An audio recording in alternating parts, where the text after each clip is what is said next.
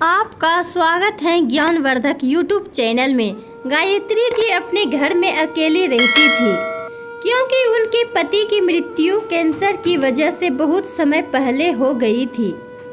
तब से वह अपने बेटे के साथ अकेले ही रहा करती थी, उसका पालन पोषण करती थी। गायत्री जी के एक स्कूल में पढ़ाया करती थी, उसी से उनका घर चलता था। उनकी आर्थिक स्थिति ज़्यादा अच्छी तो नहीं थी, लेकिन फिर भी उन्होंने अपने बेटे को किसी चीज़ की कमी नहीं होने दी। वह दिन में स्कूल में पढ़ाने जाती और रात में सिलाई का काम भी कर लिया करती थी, जिससे उनकी इनकम डबल हो जाती थी। वक्त बीतता जा रहा था, धीरे धीरे उनका बेटा बड़ा होता जा रहा था और खर्च भी बढ़ रहे थे। वह अपनी सुख सुविधा सब त्याग कर अपने बेटे को पढ़ाने लिखाने में जी जान से कोशिश कर रही थी और गायत्री जी का सपना था कि उनका बेटा पढ़ लिख कर एक डॉक्टर बने।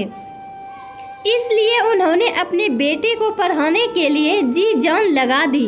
बेटा भी पढ़ने में बहुत होशियार था, उसने भी बहुत मेहनत की और उसकी मेहनत रंग लाई। वह अब एक सफल डॉक्टर बन चुका था। रोहित भी इस बात को जानता था। उसकी मां ने अपनी जिंदगी में बहुत दुख देखे हैं और बड़ी कठिनाइयों से उसे इस मुकाम तक पहुंचाया है। इसलिए वह अक्सर अपनी मां से कहता कि जीवन के किसी भी मोड़ पर मैं आपको अकेला नहीं छोड़ूंगा, हमेशा आपका ध्यान रखूंगा, आपको हर सुख सुविधा देने की पूरी कोशिश करूंगा। धीरे धीरे समय बीतने लगा। कुछ समय बाद रोहित को एक रागिनी नाम की लड़की से प्यार हो गया और वह उससे शादी करना चाहता था। उसने रागिनी को अपनी माँ से मिलवाया। माँ ने भी शादी के लिए हाँ कर दी और वह दिन भी जल्दी ही आ गया।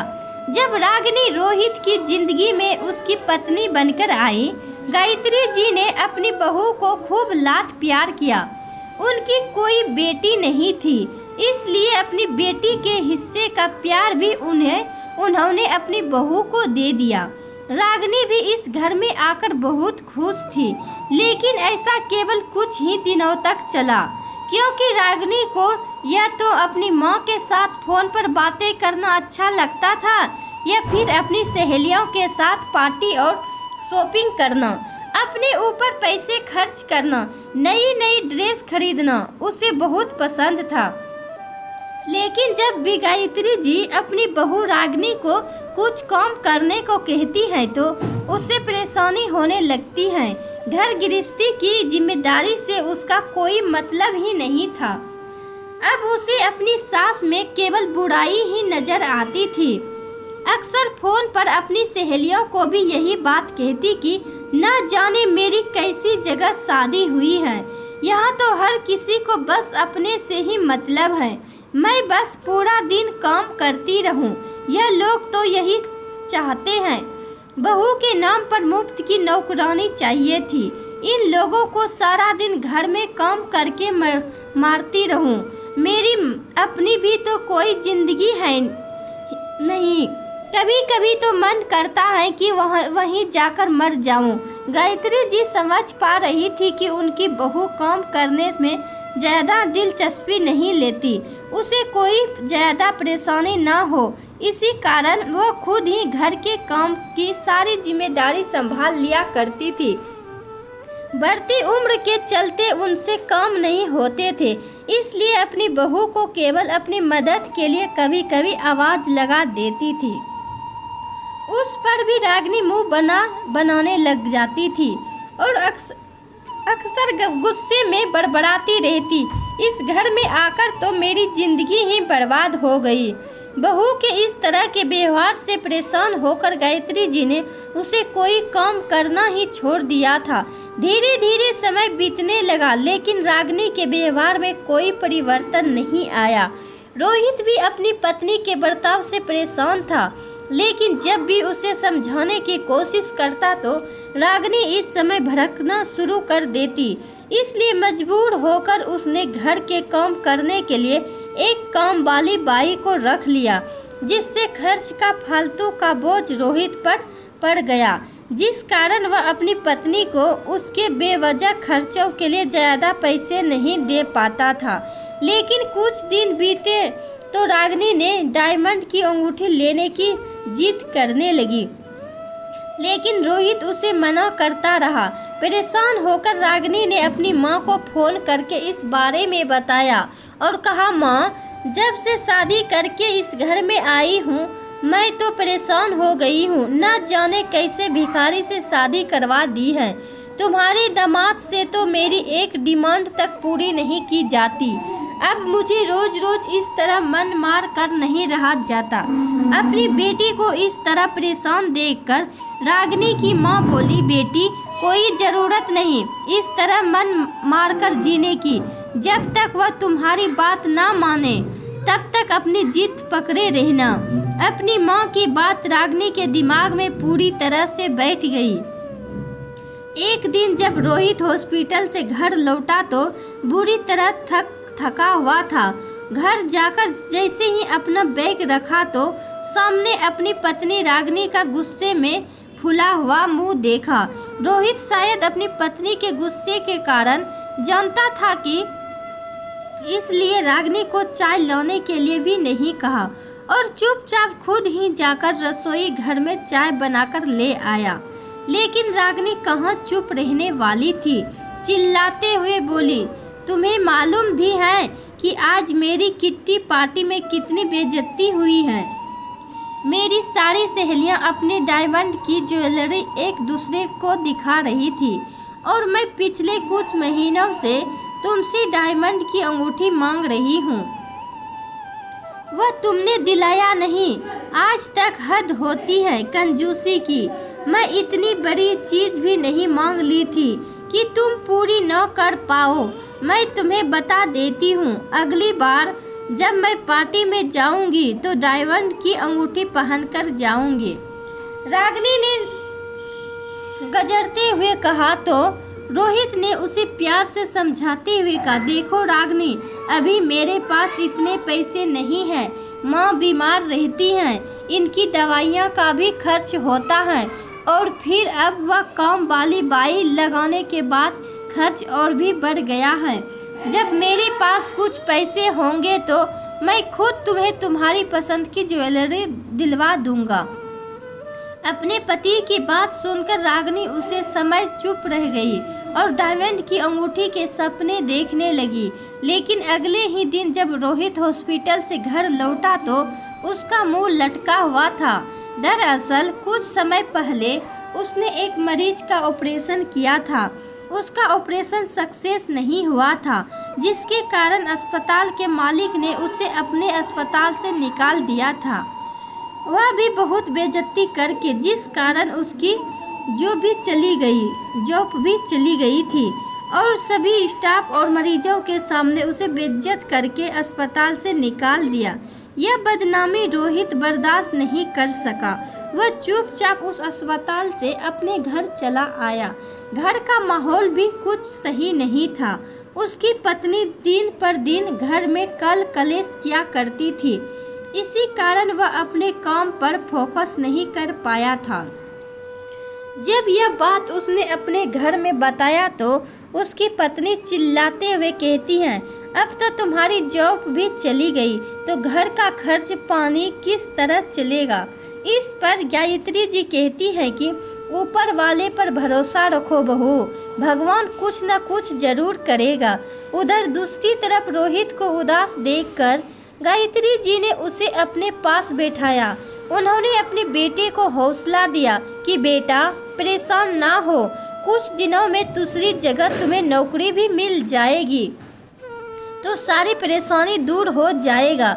रोहित कुछ समय अपनी माँ के पास बैठकर उदास मन से अपने कमरे में चला गया और गायत्री जी टेंशन में पड़ गई कि आखिर घर का खर्च कैसे चलेगा, क्योंकि रोहित के पास कोई जमा पूंजी भी नहीं थी। जो रुपये उसने इकट्ठे किए थे उन रुपयों से उसने यह घर खरीद लिया था। अपने बेटे की चिंता गायत्री जी को सता रही थी।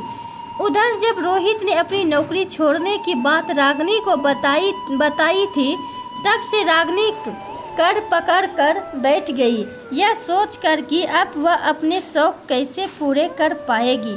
फिर रोहित ने अपनी मजबूरी बताते हुए अपनी पत्नी से कहा, रागिनी, ऐसी स्थिति में मुझे तुम्हारी मदद की ज़रूरत है। तो रागिनी हैरान होते हुए बोली, भला मैं आपकी क्या मदद कर सकती हूँ? तो रोहित बोला, तुम अगर चाहो तो तुम मेरी मदद कर सकती हो।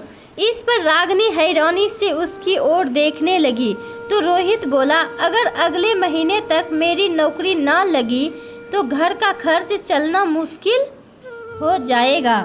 ऐसी हालत में हम लोग काम वाली बाई का खर्च नहीं झेल सकते, तो तुम कुछ दिनों के लिए माँ के साथ घर का काम संभाल लो, क्योंकि इस समय एक एक पैसा बचाना हमारे लिए ज़रूरी है।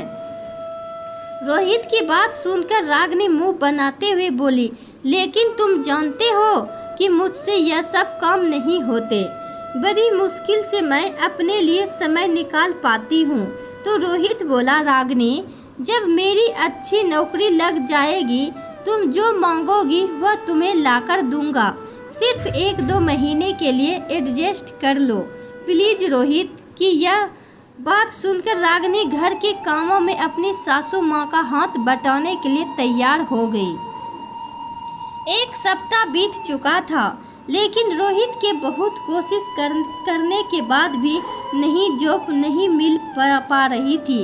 एक दिन गायत्री जी जैसे ही बाथरूम में नहाने के लिए अंदर गई थी, तो उनका पैर धोखे से साबुन की बत्ती पर पड़ गया और वह फिसलकर वहीं बाथरूम में ही गिरी पड़ी। वह जोर जोर से चिल्लाने लगी। उनकी चिल्लाने की आवाज़ सुनकर उनका बेटा और बहू भागते हुए आए और अपनी पत्नी की मदद लेकर गायत्री जी को किसी तरह उनके कमरे तक लेकर आया, लेकिन वह दर्द से करती जा रही थी और धीरे धीरे दर्द बढ़ता ही जा रहा था। उनकी हालत खराब होती देखकर रोहित उन्हें डॉक्टर के पास ले गया। डॉक्टर ने जांच की तो मालूम पड़ा कि उनके हाथ की हड्डी में हल्का फ्रैक्चर आया है। उनके पैर में भी बहुत ज़्यादा दर्द हो रहा है, जिस कारण डॉक्टर ने उन्हें कुछ समय के लिए बेड रेस्ट करने को कह दिया। नौकरी जाने और मां की चोट लगने से रोहित बहुत ज़्यादा परेशान हो गया था। अब उसका खर्च और भी ज़्यादा हो गया था, लेकिन उससे भी ज़्यादा परेशानी हो गई कि रागिनी को, क्योंकि एक तो काम वाली बाई चली गई थी, तो दूसरी ओर उसकी सासू माँ जो सारा दिन घर पर नौकरानी की तरह काम करती रहती थी, अब वह भी बिस्तर पकड़ ली थी। अब खाना पकाना, साफ सफाई, बर्तन और कपड़े धोना, सारे कामों की जिम्मेदारी रागिनी पर आ चुकी थी। साथ ही साथ उसे गायत्री जी के सारे काम भी करने पड़ रहे थे। हालांकि गायत्री की दीवार के सहारे से बाथरूम तक तो जैसे तैसे चली जाती थी, लेकिन उन्हें हाथ में खाना देना, दवाइयाँ देना और उनके छोटे छोटे काम में रागिनी को मुसीबत लगते थे। रोहित अक्सर जॉब के सिलसिले में सुबह सुबह निकल जाता था और बच्चों को भी स्कूल जाना होता था, इसलिए रागिनी को सुबह सुबह उठना पड़ता था। एक दिन सुबह जब नाश्ता वगैरह और काम करके जैसे ही रागिनी अपने कमरे में जाकर बैठी, तो अपनी माँ से फ़ोन पर बातें करने लगी। माँ, तुम जानती नहीं मेरे सिर पर कितनी बड़ी मुसीबत आ गई है। सारा दिन नौकरानी की तरह काम में लगी रहती हूँ, एक पल को भी आराम नहीं है। नौकरानियों से भी बदतर हालत हो गई है आपकी बेटी की। अभी रागिनी अपनी माँ से फ़ोन पर बातें कर ही रही थी कि तभी गायत्री जी की आवाज़ आई, बहू मुझे खाने को कुछ दे दो, बहुत तेज भूख लग गई है। अपनी सासू माँ की बात सुनकर रागिनी अपनी माँ से कहने लगी, क्या बताऊँ माँ, न जाने कब ठीक होगी मेरी सासू। अब तो इतने दिन हो गए हैं, फिर भी अभी तक बिस्तर पर ही पड़ी हैं। मुझे तो लगता है इन्हें कोई चोट वोट नहीं आई है। यह तो बस चोट का ड्रामा कर रही है, न जाने कब उठेगी। सारा दिन घर का काम करते करते मैं तो पागल ही हो जाऊंगी। और यहाँ यह मेहरानी पूरा दिन बिस्तर पर आराम करती रहती हैं। माँ बेटी में यह बातें हो रही थी कि फिर से गायत्री जी की आवाज़ आई, रागनी बहू, बाकी का काम हो गया हो तो मुझे भी चाय नाश्ता दे दो, बहुत भूख लगी है। सासू माँ की आवाज़ सुनते ही फोन रखकर रागनी गुस्से से उठी और पैर पटकते हुए किचन की ओर चली गई। एक थाली में खाना लाकर गायत्री जी के सामने पटकते हुए बोली, थोड़ी देर सब्र नहीं रह सकती थी क्या? आखिर मैं भी तो इंसान हूँ। सबसे सुबह से काम करते करते थक गई थी। अगर थोड़ी देर के लिए अपने कमरे में जाकर आराम करने लगी तो कौन सी बड़ी मुसीबत आ गई थी। बहू की तीखी बातें सुनकर गायत्री जी की आंखों से आंसू बहने लगे। वह बोली, बहू, मुझे भी बार बार तुम्हें परेशान करना अच्छा नहीं लगता, लेकिन क्या करूं, मजबूरी के कारण मैं बिस्तर पर पड़ी हूँ। मेरी हालत ऐसी ना होती तो मैं कभी ना बैठती, और फिर सुख दुख में और परेशानी में परिवार के सदस्य ही तो एक दूसरे के काम आते हैं। तभी रागनी बोली, यह खाना खाओ या फालतू के भाषण देने की ज़रूरत नहीं है। थोड़ी ही देर में रागनी के फ़ोन की घंटी फिर से बजने लगी। फिर से उसकी माँ का फ़ोन आया था। बेटी रागनी, तेरी हालत देख कर तो मुझे चिंता खाए जा रही है। कितनी परेशानी झेलनी पड़ रही है मेरी बच्ची को तो। तभी रागनी बोली, क्या करूँ माँ, एक तरफ तो पैसे की तंगी और दूसरी तरफ दिन भर मैं इन महारानी के नखरे उठा रही हूँ। समझ नहीं आता किस तरह अपनी सास से छुटकारा पाऊँ। अगर मैं इन्हें वृद्धा आश्रम भेजने की बात कहूँगी, तुम्हारे दामाद इस बात को कभी मंजूर नहीं करेंगे। तुम ही बताओ इस समस्या का क्या समाधान है। निराश भरे स्वर में रागनी ने कहा। तो उसकी माँ बोली, बेटी चिंता मत करो, मेरे पास इस समस्या का हल है। माँ की बात सुनते ही रागनी चहक उठी और बड़ी खुशी से पूछने लगी, ऐसा कौन सा हल है माँ, मुझे भी बताओ। तो उसकी माँ बोली, मेरे पास एक समाधान है जिससे तुम्हारी मुश्किल हल हो जाएगी, जिससे एक ही तीर से दो निशाने लग जाएंगे। क्या मतलब माँ, मैं समझी नहीं। रागनी बोली। तो उसकी माँ ने कहा, अरे बेटा, अगर तुम अपनी सास से छुटकारा पाना चाहती हो तो उसे अपने रास्ते से हटा क्यों नहीं देती। तुम्हारी सारी मुश्किलें आसान हो जाएगी। ना तो तुम्हें रोज रोज की परेशानी झेलनी पड़ेगी, ना ही उनकी दवाइयाँ का खर्च उठाना पड़ेगा, और ऊपर से सासू माँ के बीमे के पैसे भी मिलेंगे। सो अलग। अपनी माँ की यह बात सुनते ही रागनी मुंह बनाते हुए बोली, क्या माँ, आप भी कैसी बातें कर रही हैं। अब मैं भला अपनी सास को कैसे अपने रास्ते से हटा सकती हूँ। इससे पहले कि उसकी माँ कुछ बोलती, इतने में दरवाजे पर डिलीवरी वाले ने घंटी बजाई। रागनी ने फ़ोन रख दिया और पार्सल लेकर फिर से अपने काम में व्यस्त हो गई। लेकिन काम करते करते उसे बार बार अपनी माँ की कही गई बातें याद आ रही थी। रागनी दिन भर सोच रही थी कि आखिर कैसे कोई हल निकाला जाए, कि फिर अपनी माँ द्वारा दिए गए सुझाव के बारे में सोचने लगी। पहले अपनी माँ की तो बात उसे बेकार लग रही थी, अब वह इस ओर जाने का सोच रही थी। उसे ऐसा लगने लगा था कि ऐसा कोई कदम उठाकर वह अपनी परेशानियों से आज़ाद हो जाएगी। बहुत सोचने के बाद उसके दिमाग में एक प्लान आया। अगले दिन सुबह हुई तो गायत्री जी ने अपने बेटे से कहा, बेटा आज डॉक्टर को दिखाने जाना है। तो रोहित बोला, माँ आज तो मैं नहीं जा सकता, आज मेरा इंटरव्यू है और मुझे लगता है कि आज बात बन ही जाएगी। मैं आपको कल डॉक्टर को दिखाने ले चलूँगा। ऐसा कहकर रोहित अपनी माँ का आशीर्वाद लेकर इंटरव्यू देने चला गया। सब लोगों के चले जाने के बाद रागनी अपने प्लान को पूरा करने में लग गई। रसोई में जाकर गैस का रेगुलेटर खुला छोड़ दिया और जल्दी से पैसे और बैग लेकर शॉपिंग करने मॉल चली गई। जाते समय उसने घर की लाइट भी बंद कर दी। अब गायत्री जी घर पर बिल्कुल अकेली थी, लेकिन वह काफ़ी देर से गहरी नींद में सोई थी। इसलिए रागिनी के जाने के बाद कुछ समय बाद ही सोचकर जग गई। गायत्री जी अपनी बहू रागिनी को आवाज़ दे रही थी, लेकिन न ही रागिनी की आवाज़ आई और न ही वह खुद आई। करीब 1 घंटा बीत जाने के बाद रसोई घर में आग लग गई। अब पूरा घर धुएं से भर गया। जब रागिनी शॉपिंग से लौटी तो दूर से ही उसे अपने घर में से धुआं निकलता नजर आया। देखते ही सोचने लगी, आज तो किस्मत मुझ पर मेहरबान हो ही गई। अब मेरी सारी मुसीबतें अपने आप खत्म हो जाएगी। ना तो सासू माँ की रोज रोज की खिच सुननी पड़ेगी और ना ही दिन भर काम करना पड़ेगा। बीमा के रुपये मिलेंगे वह अलग, लेकिन उसने अपनी खुशी चेहरे पर नहीं आने दी। अपने घर की ओर दौड़ते हुए उसने जोर जोर से चिल्लाना शुरू कर दिया।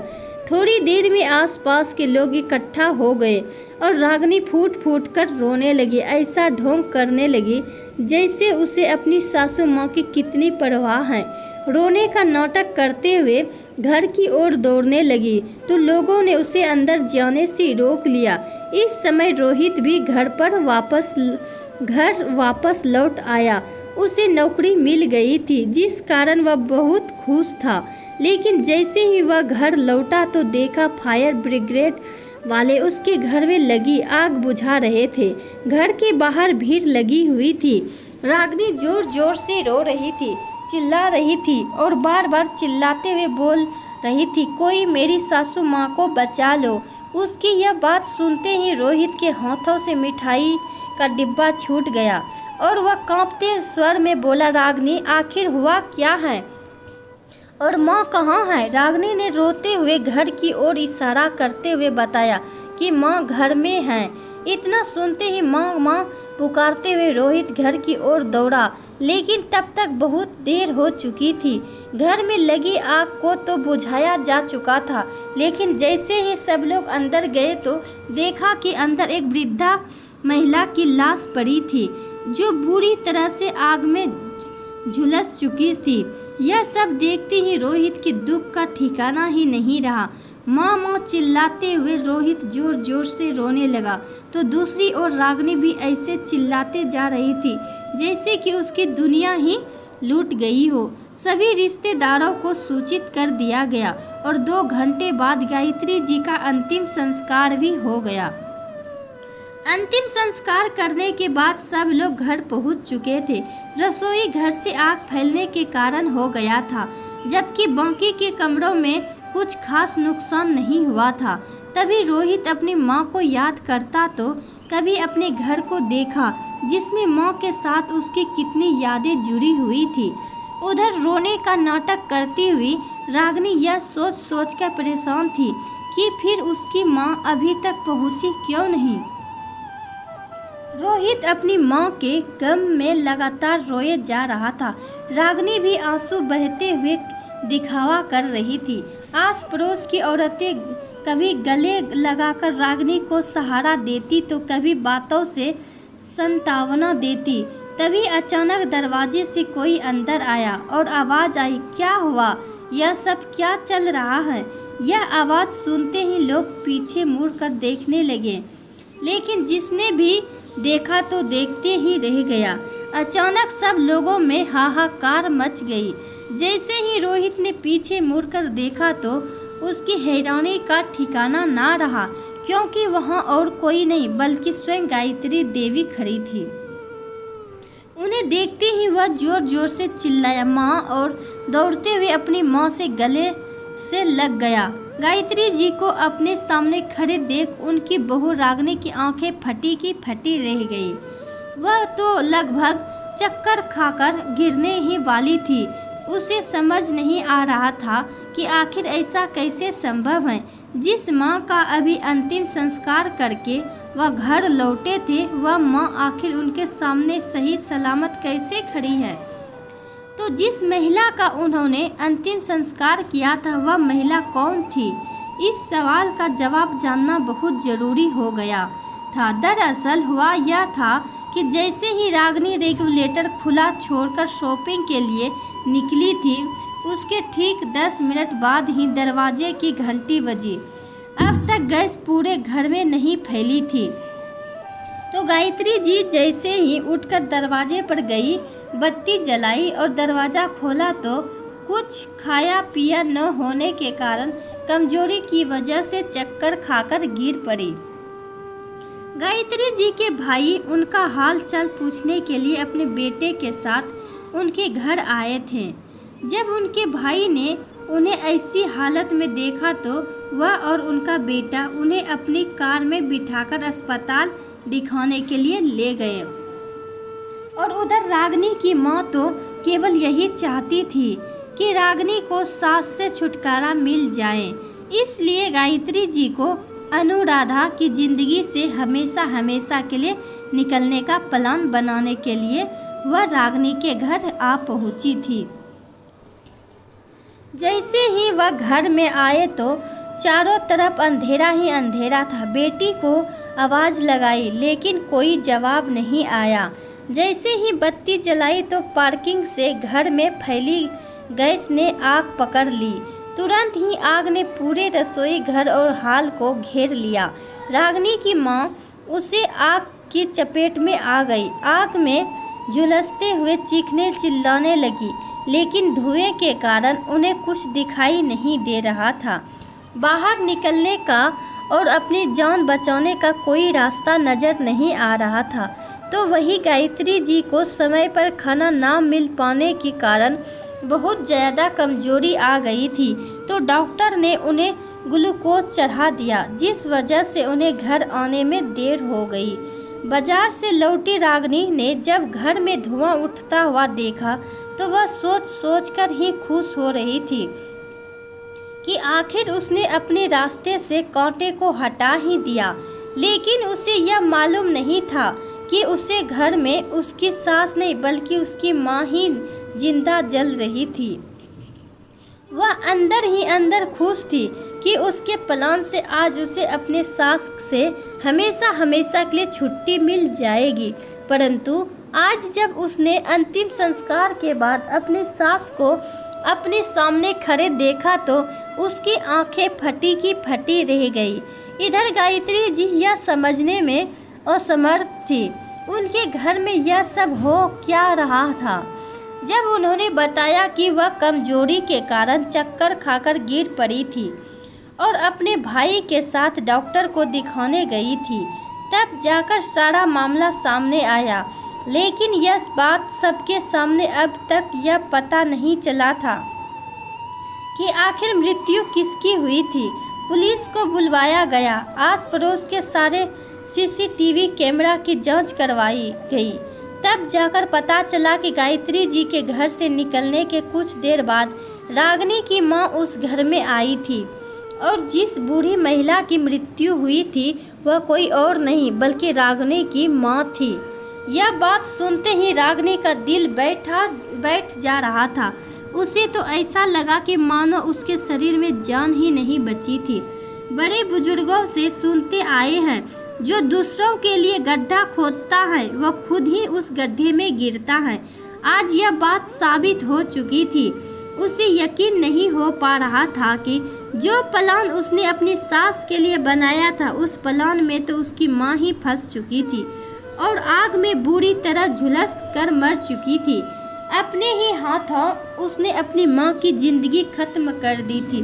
कुदरत का न्याय हो चुका था और रागिनी यह न्याय देखकर हैरान थी। झूठ के आंसू अब असली के आंसू में बदल चुके थे। रागिनी पर दुखों का पहाड़ टूट पड़ा। यह सब कैसे हो गया माँ? वापस आ जाओ, तो मुझे छोड़कर नहीं जा सकती। ऐसे समय में गायत्री जी उसे सहारा दे रही थी। जिसके लिए उसने इतनी बड़ी साजिश रची थी वही उसे संभाल रही थी। उसके सर को अपने कंधे का सहारा देते हुए हौसला दे रही थी। अपनी सास का प्यार देखकर उसकी आत्मा उसे अधिकार रही थी। वह शर्मिंदा तो थी लेकिन उसे महसूस करने में शायद उसने काफ़ी देर कर दी थी। पूरे घर में रागिनी की रोने की आवाज़ गूंजती जा रही थी। परंतु यह सब उसके कर्मों का ही फल था जो कुदरत ने उसे दिया था। अब रागिनी अपने आप को धीरे धीरे संभाल रही थी। इस चीज में उसकी सास गायत्री जी उसका पूरा सहयोग कर रही थी, जिसके कारण रागिनी कुछ समय बाद अपने दुख से उभर आई। आप वह अपने सासू माँ से बहुत प्यार करने लगी थी, उनका बहुत ध्यान रखती थी। अब गायत्री जी को लगने लगा था कि वास्तव में जिस बहू को मैं बेटी समझकर प्यार दे रही थी वह सच में मेरी बेटी ही बन गई है। दोनों सास और बहू में अब बहुत प्यार आ गया था। यह देखकर रोहित भी बहुत खुश थे। रोहित को जो जॉब मिली थी वह वहां जाने लगा और घर के हालात धीरे धीरे सही हो गए, जिसके चलते उन्होंने काम वाली बाई को भी रख लिया, जिससे अब सास और बहू दोनों साथ साथ शॉपिंग पर जाती और पार्टियां करती थी। अब उनके परिवार एक सुखी संपन्न परिवार हो चुका था। दोस्तों, यह कहानी आपको कैसी लगी कमेंट करके ज़रूर बताइएगा और उम्मीद करती हूँ कि आपको कहानी पसंद आई होगी। पसंद आए तो वीडियो को लाइक करें, चैनल पर पहली बार सब्सक्राइब करके बेल आइकन घंटी दबाना ना भूलें। कहानी को पूरा देखने के लिए दिल से धन्यवाद।